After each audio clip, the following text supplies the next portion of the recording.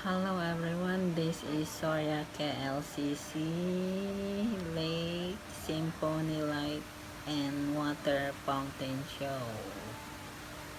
It's very lovely fountain show and the evening at Suria KLCC Lake.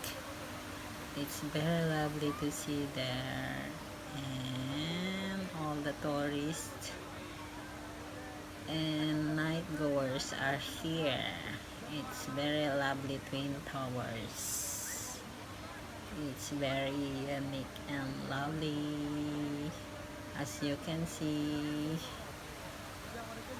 nice lake, symphony light and water fountain show at night. Thank you everyone for watching. Please subscribe.